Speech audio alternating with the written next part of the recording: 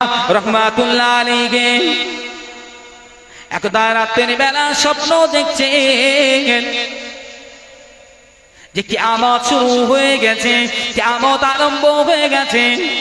পৃথিবীর সমস্ত মানুষ, সমস্ত লোকজনগুলো তারা আস্তে আস্তে গুটি গুটি পায়ে কিয়ামতের ময়দানে দিকে যেতে আরম্ভ করে দিয়েছে, কিয়ামতের ময়দানে দিকে যেতে আরম্ভ করে দিয়েছেন। ইমাম মালিক ইবনে দিনার রাহমাতুল্লাহ আলাইহি বলতে থাকেন যে ওই সময় আমি ইমাম মালিক ইবনে দিনার রাহমাতুল্লাহ আলাইহি আমি ওই সমস্ত লোকজন, ওই সমস্ত ব্যক্তি বরকদের সঙ্গে শামিল হয়ে গেলাম। স্বপ্ন দেখছেন এবং এই স্বপ্নটা দেখছে কোন রাতে? স্বপ্নটা দেখছে এই যে রাত আমরা পাবো, এই রাত দুটো রাত, শবে বারাতের রাত, কিতাবের মধ্যে শবে বারাতের রাত আবার জুমার, শবে বারাতের রাত আবার জুমা, এই রাতে উনি স্বপ্নে দেখছেন যে কিয়ামত শুরু হয়ে গেছে। মানুষ সব উঠে দৌড়ানো শুরু করে দিয়েছে। ইমাম মালিক ইবনে দিনার রাহমাতুল্লাহ আলাইহি হুজুর আমার ওই সমস্ত ব্যক্তিদের সঙ্গে, ওই সমস্ত ব্যক্তি বর্গদের সঙ্গে কিয়ামতের ময়দানে যেতে আরম্ভ করে দিলেন, কিয়ামতের ময়দানে যেতে শুরু করে দিলেন। টুকটুক করে যেতে যেতে এমন সময় লক্ষ্য করেন যে একটা বড় একটা ভয়ঙ্কর অজগর সাপ, মানুষ খেকো সাপ ইমাম মালিক ইবনে দিনার রাহমাতুল্লাহ আলাইহিকে ধাওয়া করেছেন, তাড়া করেছেন, খাওয়ার জন্য স্কিম করেছেন। মানুষকে তো একটা বড় অজগর সাপ ওনাকে পিছন থেকে আক্রমণ করবেন, এরকম পরিস্থিতি। ইমাম মালিক ইবনে দিনার রাহমাতুল্লাহ আলাইহি হাসান বসরি রাহমাতুল্লাহ আলাইহির সমকালীন ব্যক্তি।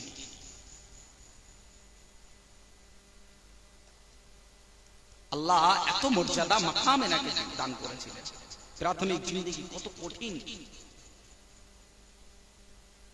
জীবন পরিবর্তন হবে যদি চেষ্টা করি, আমরা যদি চাই। ইমাম মালিক ইবনে দিনার রাহমাতুল্লাহ আলাইহি অজগর সাপটি আসছে, এমন ভাবে আসছে যে মনে হলো যে এক্ষুনি আমাকে খেয়ে ফেলে দেবে,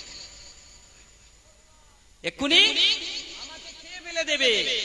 উনি কি করলেন? দৌড়াতে শুরু করলেন, বাঁচতে হবে। পিছন থেকে যদি আক্রমণ করার চেষ্টা করে থাকি আমি দাঁড়িয়ে থাকবো? নিশ্চয়ই থাকবো না। দৌড়াতে শুরু করব, বা জীবন বাঁচানোর জন্য যেটা করণীয় সেটা আমাকে করতে হবে।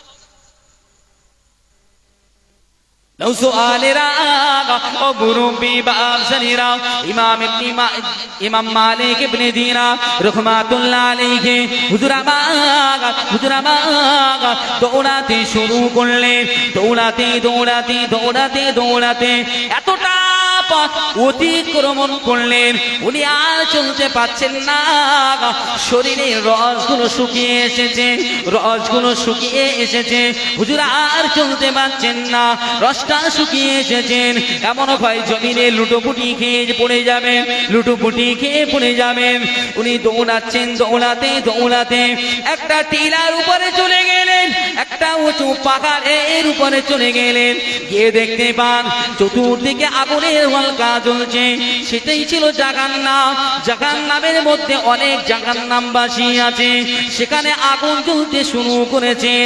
সংক্ষেপ করে বলে, ও মুরব্বি বাবেরা, ঘটনা থেকে একটু খেয়াল করে শুনে রেখে দেন, আপনার জীবনটা পরিবর্তন হয়ে যেতে পারে যদি আল্লাহ পাকের বুজুর্গ ব্যক্তিদের ইতিহাসটা একটু মনোযোগ দিয়ে শোনেন, যদি একটু তাদের ঘটনাগুলো মন দিয়ে পড়েন, আপনারও হিদায়াতের লাইনটা তৈরি হয়ে যাবে, আপনার অন্তরটা কেঁপে উঠবে যে আল্লাহ পাক তাদের যদি এত খারাপ পরিস্থিতির মধ্য থেকে আল্লাহ যদি যুগ শ্রেষ্ঠ আলেম বানিয়ে দেন, বুজুর্গ বানিয়ে দেন, সাধক বানিয়ে দেন, নিশ্চিতভাবে আমাদেরকে সঠিক রাস্তা আল্লাহ দেখাবে। ও নওজোয়ানেরা ও মুরব্বি বাপজানেরা, হুজুর আমার যখন পাহাড়ের উপরে উঠে দেখলেন জাহান্নামের অগ্নি পুনর্জনিত কুণ্ডটা দেখলেন, জাহান্নামের আগুনের গলকাটা দেখলেন, উনি আবার চলতে শুরু করে দিলেন। চলতে চলতে দৌড়াতে দৌড়াতে এক বৃদ্ধ ব্যক্তির সঙ্গে দেখা হয়ে গেল, এক বৃদ্ধ ব্যক্তির সঙ্গে দেখা হয়ে গেল। ওই বৃদ্ধ ব্যক্তির কাছে আশ্রয় চায়। ইমাম মালিক ইবনে দিনার রাহমাতুল্লাহ আলাইহি বাঁচার জন্য বলেন, বাবা আমাকে একটু আশ্রয় দেন, আমাকে একটু রেখাই দেন, কেননা আমার পিছনে একটা মানুষ খেকো সাপ, অজগর সাপ, ভয়ঙ্কর সাপ আমাকে ধাওয়া করেছে। আমাকে যদি ধরতে পারে, আমাকে যদি ধরে ফেলে, তাহলে এক্ষুনি আমাকে খেয়ে ফেলবে। আপনি আমাকে একটু আশ্রয় দেন। ওই বৃদ্ধ লোকটি বলতে লাগে, আমি আপনাকে আশ্রয় দিতে পারবো না, আমি আপনাকে আশ্রয় দেব কেমন করে, কেননা আমি হলাম তোমার থেকে অনেক দুর্বল বীরটা, আমার দ্বারাই তোমাকে আশ্রয় দেওয়া কোনোভাবে সম্ভব হবে না। তোমাকে আশ্রয় দেব, তোমার থেকে আমি অতি দুর্বল, আমি কিভাবে তোমাকে আশ্রয় দেব?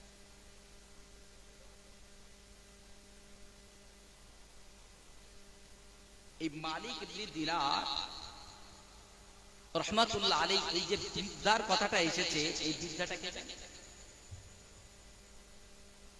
এই বৃদ্ধা হলো তানার আমল, মানে জীবনে আমলটা এত কম হয়ে গেছে, এত কম দূর হয়ে গেছে যে তারা চলার ক্ষমতা নেই, টলমল টলমল ভাবে রাস্তা চলছে। তবে সে এটা ছিল তার কি আমল, দুর্বল হয়ে গেছে, সারা জীবন মদে ডুবে থাকে, ভালো কাজ তো করতেন না, ওই জন্য আমলের দিকটা একেবারে দুর্বল, জীর্ণ শীর্ণ হয়ে গেছে। আল্লাহ যাকে হিদায়াত দেন কেমন ভাবে, একদম সংক্ষেপ করব, সময় গল্প হয়তো ভাই এসে যাবে। তো ইমাম মালিক ইবনে দিনার রাহমাতুল্লাহ আলাইহি যখন আশ্রয় পেলেন না, আবার ছুটতে শুরু করলেন। নওজোয়ানেরা ও মুরব্বি বাপজানেরা আবার দৌড়াতে শুরু করলেন। বিদ্যাটি বলতে লাগে, আপনি আগিয়ে যান, আগিয়ে গেলে হয়তো আপনি কোনো আশ্রয় পেয়ে যাবেন, আপনার আশ্রয় পাওয়ার কোনো স্থান আপনি পাবেন। আপনি আগাতেই থাকেন, আগাতেই থাকেন, আগিয়ে যেতে শুরু করলেন। ও নওজোয়ানেরা ও মুরব্বি বাপজানেরা, ইমাম মালিক ইবনে দিনার রাহমাতুল্লাহ আলাইহি দৌড়াতে দৌড়াতে আবার শরীরটা জীর্ণ শীর্ণ করে ফেললেন। এমন হয় জমিনে পড়ে যাবেন, আর পা চলছে না, পা যেন আর তুলে ফেলতে পারছেন না। ও মুরব্বি বাপজানেরা, আবার ছুটতে ছুটতে আবার কিছু দূর যাওয়ার পরে আবার ওই বৃদ্ধ ব্যক্তির সঙ্গে সাক্ষাৎ হয়ে গেল। ওই বৃদ্ধ ব্যক্তির সঙ্গে সাক্ষাৎ হওয়ার পরে আবার তার কাছে আশ্রয় চাইলেন। তিনি বললেন, আমি আশ্রয় দিতে পারবো না, আমি আপনার প্রতি অনেক দুর্বল, আপনার থেকে অনেক দুর্বল, আমি অতিশয় দুর্বল ব্যক্তি, কিভাবে আপনাকে আশ্রয় দিতে পারি না, এটা কোনোভাবে সম্ভব নয়। ও কালিয়া নৈরি গ্রামবাসী বাপেরা, মায়েরা, বোনেরা, হিদায়াত হওয়ার চেষ্টা করেন। হিদায়াত যদি আপনি হতে চান, ঘটনা থেকে একটু শিক্ষা নেন, আল্লাহ কেমন ভাবে মানুষকে হিদায়াত দেন। ও নওজোয়ানেরা ও মুরব্বি বাপজানেরা, ইমাম মালিক ইবনে দিনার রাহমাতুল্লাহ আলাইহি হুজুর আমার যখন আশ্রয় পাচ্ছেন না, মনটা বড় খারাপ হয়ে গেল, মনটা বড় মলিন হয়ে গেল। তখন বিনিতা বলতে থাকে, যান আগের দিকে চলে যান, আগে গেলে হয়তো আপনার কোনো আশ্রয় মিলবে, আপনি আগিয়ে যান, আগিয়ে যান। আবার দৌড়াতে শুরু করলেন, আর পিছনে পিছনে অজগর সাপটি ধাওয়া করতে লেগেছেন, দৌড়াতে লেগেছেন। ইমাম মালিক ইবনে দিনার রাহমাতুল্লাহ আলাইহিকে পেরে খেয়ে ফেলবে এমন একটা পরিস্থিতির মধ্যে ইমাম মালিক ইবনে দিনার আবার চলতে শুরু করলেন, দৌড়াতে শুরু করলেন। কিছু দূরে গিয়ে দেখতে পান যে একটা স্বর্ণের গেট আছে, একটা স্বর্ণের গেট নজরে পড়ে গেছে। সাথে সাথে আল্লাহ পাকের ফেরেশতারা ওই গেটটা খুলে দিলেন। ফেরেশতারা ডাক দেয়, কে আছো, তাড়াতাড়ি করে দরজাটা খুলে দাও, কেননা ওই ব্যক্তিটা বিপদে পড়েছে। হয়তো ওই ব্যক্তির গচ্ছিত কোনো সম্পদ এখানে আছে, যে সম্পদটা ওই ব্যক্তির কাজে আসতে পারে। তোমরা তাড়াতাড়ি করে এই স্বর্ণের গেটটাকে খুলে দাও।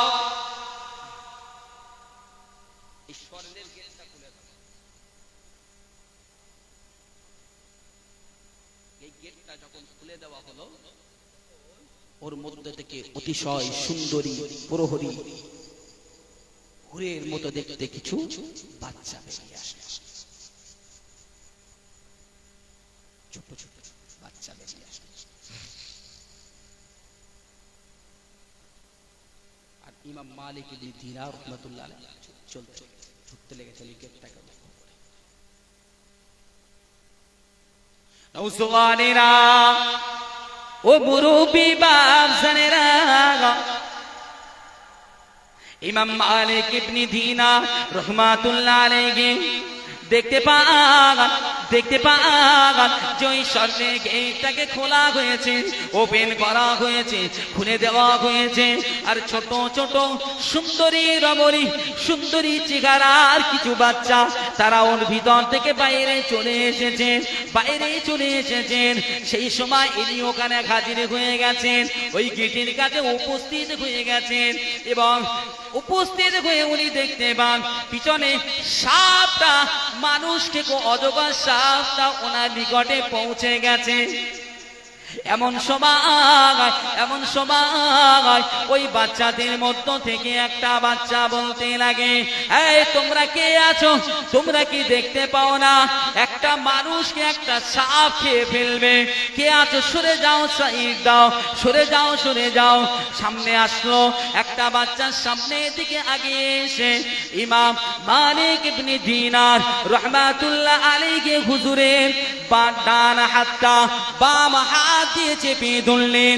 আর ওই বাচ্চাটা ওই সাপটাকে ডান হাত দিয়ে প্রতিরোধ করলে। ও নওজওয়ানেরা, ও মুরব্বি বাপজানেরা, ছোট বাচ্চা, মাসুম শিশু, কন্যা সন্তান মুখের দিকে তাকিয়েছে। মুখের দিকে তাকানোর সাথে সাথে চিনতে পেরে গেছেন, বুঝতে পেরে গেছেন যে এটা তো অন্য কেউ নয়, এটা হলো আমার পিতা, এটা হলো আমার আব্বা, এটা হলো আমার আব্বু, এটা তো অন্য কেউ নয়। উপস্থিত সকলকে বলতে লাগে, তোমরা একটু খেয়াল করতে পারলেন না? আর যদি কিছু সময় পেত তাহলে আমার আব্বুকে আর আমি পেতাম না। ওই সাপটা খেয়ে ফেলতো, তোমাদের সামনে আমার আব্বু খারা আমি হয়ে যেতাম। তোমরা একটু খেয়াল করতে পারলে না? ও নওজওয়ানেরা, এই বলতে বলতে পিতার কোলে বসে পড়লেন। পিতার কোলে হযরত ইমাম ইবনে মালিক ইবনে দিনার রাহমাতুল্লাহ আলাইহি হুজুরের কোলে বসে পড়লেন। গালে হাত বোলায়, দাড়িতে হাত বোলায়।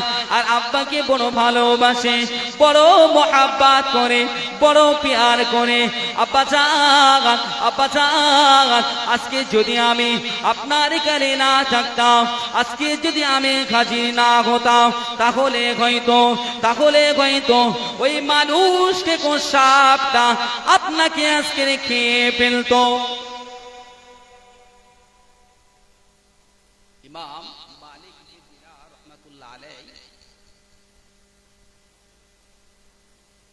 যখন মদ পান করতেন, সারাক্ষণ মদে ডুবে থাকতেন, ওই সময় যৌবন বয়স, যুবক বয়স, উনি বিয়ে শাদী করেছেন। তো আল্লাহ পাকের তরফ থেকে একটা ওনার কন্যা সন্তান দান করেছেন। তো কন্যা সন্তানকে খুব ভালোবাসতেন উনি। মদ পান করলেও কন্যা সন্তানটাকে খুব ভালোবাসতেন। বাচ্চাটা কখনো কখনো যখন দেখতেন আব্বু তার পিতা মদ পান করছে, ওই মদটাকে নিয়ে আব্বুর গায়ে ঢেলে। ইমাম মালিক ইবনে দিনার রাহমাতুল্লাহ আলাইহি বলছেন যে আমি কিছু বলতে পারতাম না, কারণ আমি আমার কন্যাকে বড় ভালোবাসতাম, মোহাব্বত করার কারণে আমি কিছু বলতে পারতাম না। কিন্তু একদিন আমার ওই কন্যা সন্তানটা মারা গেল। ওই যে ছোট ছোট বাচ্চার মধ্যে ইমাম মালিক ইবনে দিনার রাহমাতুল্লাহ আলাইহিকে, যিনি ওই মানুষকে তো সাপের হাত থেকে বাঁচিয়েছেন, তিনি অন্য কেউ নয়, ওনার ওই যে সন্তান যে যৌবন বয়স আসার আগে মারা গেছে, মৃত্যুবরণ করেছে, সেই কন্যা আজকের ওনার আমানত হিসাবে আল্লাহ পাক সেই কন্যার দ্বারা ওনাকে বাঁচিয়েছেন। বলেন সুবহানাল্লাহ। ওনার ঘুমটা ভেঙে গেল। ঘুমটা ভাঙার পরে উনি চিন্তা ভাবনা করতে লাগলেন, আমার আমল এত দুর্বল হয়ে গেছে, এত দুর্বল হয়ে গেছে যে আমাকে হেফাজত করার মতো তার তাগুত নেই। আমাকে বাঁচানোর মতো একটাই রাস্তা ছিল, আমার কলিজার টুকরা সন্তান, সে আমাকে হেফাজত করেছে। কিন্তু আমি ইমাম ইবনে মালিক ইবনে দিনার, আমি তো এখনো হায়াতে আছি, জিন্দেগিতে আছি, কিয়ামত তো এখনো হয়নি, আমি তো এখনো কবরে যাইনি। আল্লাহ পাক আমাকে এটা কিসের সংকেত দিলেন? জাহান্নাম দর্শন করালেন। ভয়ঙ্কর একটা অজগর সাপ, মানুষকে তো সাপ আমার পিছনে লেলিয়ে দিলেন।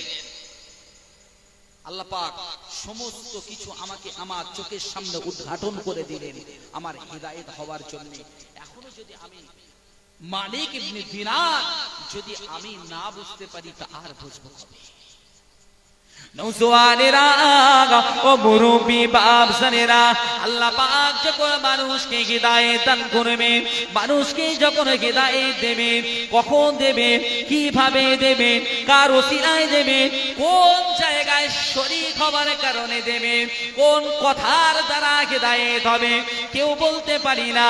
তাই সমস্ত ইসলামিক সমস্ত এই সমস্ত মাহফিল, জান্নাতের বাগান এবং কোরআন হাদিসের বায়ান, মাসলা মাসাইলের বায়ান, প্রত্যেকটা মজলিসে যে সেই সমস্ত কোরআন হাদিসের কথা শোনা প্রয়োজন আছে কি নেই? আছে কি নেই? আল্লাহ পাকের বুজুর্গ বান্দা, ওলি বান্দা, মাহবুব বান্দাদের জীবনী শোনার প্রয়োজন আছে কি নেই? ইমাম মালিক ইবনে দিনার রাহমাতুল্লাহ আলাইহি আল্লাহ পাকের এমন ইবাদত বান্দিগি মনোনিবেশ করে দিলেন যে ওই নিসফে শাবান, ওই শবে বরাতের ওই রজনী থেকে যে আল্লাহ পাক রব্বুল আলামিন ইমাম হাসান বসরি রাহমাতুল্লাহ আলাইহির সমকালীন একজন জগৎ বিখ্যাত সাধক এবং বুজুর্গ ওলি হিসাবে আমার আল্লাহ পাক কবুল করেছিলেন। বলেন না সুবহানাল্লাহ। আমার বাপেরা, আমার ভাইয়েরা, তাই আমি বলি যে ফিরে আসি, সামনে বরকতময় মাস আছে। আমার আপনার নবী হাবিবুল্লাহ মুস্তাফা আরবি আমার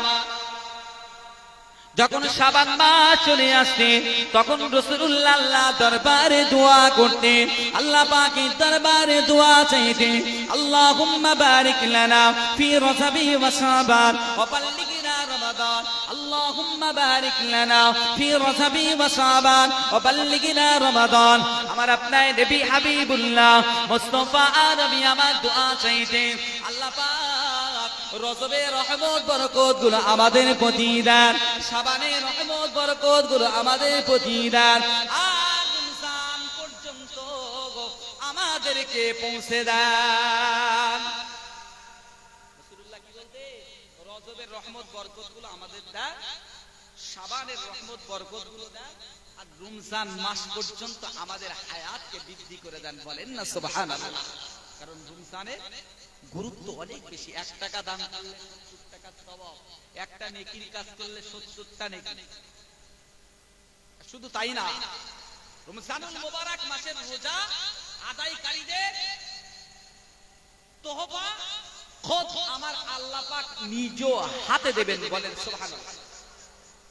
রমজানুল মুবারক মাসের রোজা যারা শুরু থেকে শেষ পর্যন্ত আদায় করবে, পালন করবে, আল্লাহ পাক আল্লাহ রাসূল সাল্লাল্লাহু আলাইহি ওয়াসাল্লাম দ্বারা জানালেন যে একটা মানুষ যখন দুনিয়ার জমিনে ভূমিষ্ঠ হয়, সে যেমন নিষ্পাপ শিশু মাসুম হয়ে আসে, ঠিক তেমন যখন রমজানুল মুবারক বিদায় নেয় ওই রাত্রে আমার আল্লাহ পাক तमाम রোজাদার মুসলমান ঈমানদারদেরকে আল্লাহ পাক ক্ষমা করে দিয়ে বেগুনাহ মাসুমের ন্যায় বানিয়ে দেন। বলেন না সুবহানাল্লাহ। আরেকটু জোরে হবে না সুবহানাল্লাহ। প্রভু তুমি বলেছো রাসূল দেবে না, প্রভু তুমি বলেছো রাসূল দেবে না, প্রভু তুমি বলেছো রাসূল দেবে না, বলনি দেবে না ওমর, বলনি দেবে না গামজাটারি, খালি বিজয় সম। প্রভু তুমি বলেছো রাসূল দেবে না, প্রভু তুমি বলেছো রাসূল দেবে না, বলনি দেবে না ওমরের যুগ, রাশেদার সেই খিলাফত, ফিরিয়ে দেবে না আলোর সমাজ, কেটে কেটে আধারি রাত, পৃথিবীতে আর তুমি কবু দেবে না, পৃথিবীতে আর তুমি কবু দেবে না, খুলে সোনালি দোর, বলনি দেবে না গামজাটারি, খালি বিজয় সম। প্রভু তুমি বলেছো রাসূল দেবে না। দরুদ আল্লাহুম্মা সাল্লি আলা।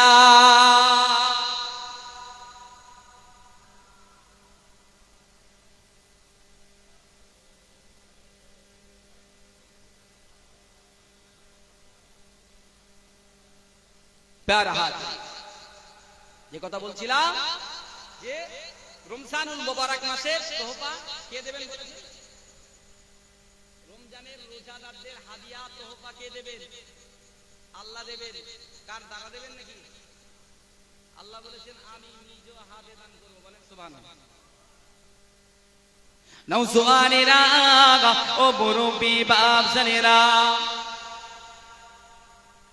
আমার আল্লাহ পাক দুনিয়া জমিনে যে সমস্ত আমার আল্লাহ পাকের বান্দারা, যে সমস্ত আমার আল্লাহ পাকের বান্দিরা রমজানুল মুবারকের সিয়ামগুলোকে সঠিকভাবে আদায় করবে, রমজানুল মুবারক মাসে তারাবিগুলো আদায় করবে, সেহরিগুলো আদায় করবে, ইফতারিটা সঠিক সময়ে আদায় করবে।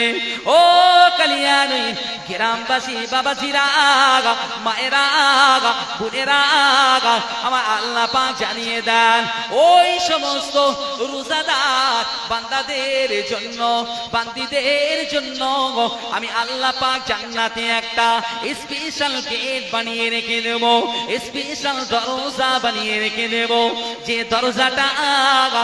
দরজাটা নাম দেব আমি আল্লাহ পাক রাইয়ান। আর একটু জোরে হবে না? একটা দরজার নাম জান্নাতে, সেই গেট দিয়ে শুধু রোজাদাররা ঢুকবে। কারা ঢুকবে? শুধু কথা বলে না, কারা ঢুকবে? শুধুমাত্র রোজাদারদেরকে ওখানে নিয়ে যাওয়া হবে, অন্য আর কাউকে ওখানে চান্স দেওয়া হবে না, শুধুমাত্র রোজাদার। ও নওজোয়ানেরা, ও মুরব্বি বাপজানেরা, আমার আল্লাহ পাকের হাবিব হাবিবুল্লাহ, আমার আপনার নবী রাসূলুল্লাহ, ইমামুল মুরসালিন, শাফিউল মুজনাবিন, রাহমাতাল লিল আলামিন জানিয়ে দেন, হে আমার সাহাবারা, হে আমার সাহাবীরা, যারা রমজানুল মুবারক মাসে রোজাগুলো আদায় করবে, কিয়ামতের ময়দানে, মাহশরের দিনে ওই সমস্ত ব্যক্তিদের, ওই সমস্ত আমার উম্মাদের, ওই সমস্ত উম্মাতানিদের যারা সঠিকভাবে রমজানের রোজাগুলো আদায় করবে, সাহরিটা সঠিকভাবে আদায় করবে, ওই সমস্ত উম্মাতানিদেরকে আমার আল্লাহ পাক রব্বুল আলামিন কিয়ামতের ময়দানে মাহশারের দিনে রাইয়ান নামক দরজা দিয়ে আল্লাহ পাকের দয়ার জান্নাতে ঢোকাবেন। যখন কিয়ামতের ময়দানে মাহশারের দিনে জাহান্নামী অন্য জান্নাতি ব্যক্তিরা যখন জান্নাতের দিকে রওনা দেবেন, জান্নাতের দিকে আগমন করবেন, জান্নাতের দিকে যেতে থাকবেন, ওই সময় তারা বুঝতে না পেরে, তারা জানতে না পেরে রাইয়ান নামক দরজা দিয়ে জান্নাতের মধ্যে ঢুকতে যাবে, রাইয়ান নামক দরজা দিয়ে জান্নাতে প্রবেশ করতে যাবে। ওই সময় আল্লাহ পাকের ফেরেশতারা বাধা প্রদান করবে, বাধা দান করবে। এই কে বান্দা দাঁড়িয়ে যাও, এ আল্লাহর বান্দারা দাঁড়িয়ে যাও, বান্দিরা দাঁড়িয়ে যাও। তোমরা কি দুনিয়া জমিনে রবে সিয়াম পালন করেছিলে, রমজানুল মুবারক মাসে সঠিকভাবে রোজাগুলো আদায় করেছিলে? যদি তোমরা সঠিকভাবে রমজানের সিয়ামগুলো আদায় করো, রোজাগুলো আদায় করো, তবে এই দরজা দিয়ে যেতে পারবে, নসেত এই দরজা দিয়ে যাওয়া হবে না। কেননা আমার রব, আমার রব্বে কারীম, আমার আল্লাহ পাক এই জায়গায় আমাদেরকে পাহারায় দান করিয়ে রেখেছে, আমাদেরকে আদেশ দিয়েছে, আমাদেরকে হুকুম দিয়ে রেখেছে।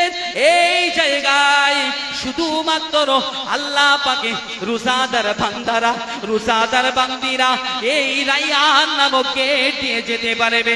কেননা তারা সারাদিন পানি পান করেনি, ক্ষুধার যন্ত্রণায় কাতর হয়েছিল, তারা কিছু গালে দেয়নি, তারা কিছুই ক্ষুধা যন্ত্রণা সহ্য করেছে, কিছু ভক্ষণ করেনি। এই বান্দা, এই আল্লাহ পাকের বান্দা, তারা অনেক কষ্ট পেয়েছে, অনেক গরমে উত্তপ্ত দুনিয়া জমিনে এক ফোঁটা পানি পেলে তাদের জানটা বড় তৃপ্তি পেত, হৃদয়টা শান্ত হতো, কলিজাটা ঠান্ডা হতো। কিন্তু না না না, আমার রবের ভয়ে, জাহান্নামের ভয়ে, রব্বে কারীমের ভয়ে ওই সমস্ত বান্দারা, ওই সমস্ত বান্দিরা এক ফোঁটা পানিও পান করেনি। ওই কারণে আমার আল্লাহ পাক জান্নাতকে নূতন ভাবে সুসজ্জিত ভাবে সাজিয়ে রেখেছে। আমার আল্লাহ পাক ওই সমস্ত রোজাদার বান্দা বান্দিদের জন্য নতুন করে একটা দরজা, একটা গেট বানিয়েছে। এই রাইয়ান নামক এই দরজা, এই গেট দিয়ে শুধুমাত্র ওই সমস্ত রোজাদার বান্দা বান্দিরা প্রবেশ করবে। আর একটু জোরে হবে না সুবহানাল্লাহ, আর একটু জোরে হবে না সুবহানাল্লাহ। প্যারা হাজরিন, সংক্ষেপ করলাম। আমার ভাই জনাব হযরত হাফেজ মাওলানা মোহাম্মদ ওহিদুল ইসলাম ভাই, আমার খুব কাছের মানুষ, খুব ভালোবাসার মানুষ, বড় ভাই ফিরে এসে গেছেন, যদিও তারা একটু বসিয়ে রেখেছি। ভাইয়ের কাছে মাপ চেয়ে নেবো। আপনারা যারা এখনো ইদিক উদিক আছেন, আমি সকলের কাছে অনুরোধ